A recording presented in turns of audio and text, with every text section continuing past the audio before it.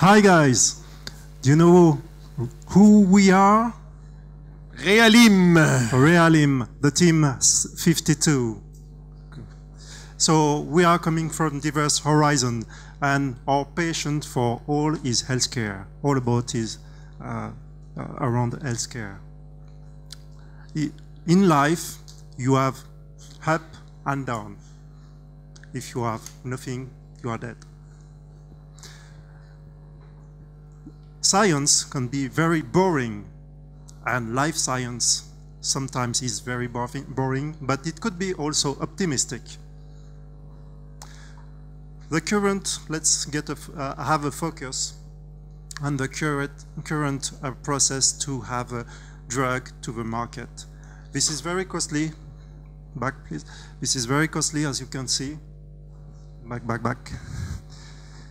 1.2 billion to bring a medication to the market. So, okay. And sometimes we have some chance. By accident, we discover that some existing medication are doing something else.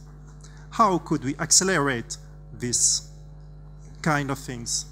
So we start the Realim project. This is the first serendipity platform that is designed to reuse legacy data that are existing, that we have already, and that coming in the public field. Maria.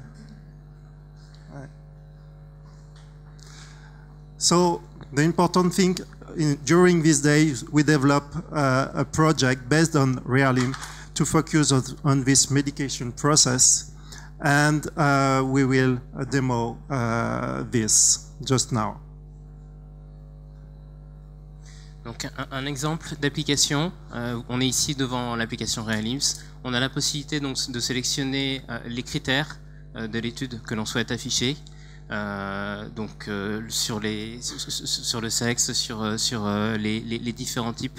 Ici par exemple un indicateur sur les arrêts maladie, ce qui permet de voir quels sont les malades qui sont en état plus grave que d'autres. Choisir bien sûr une période.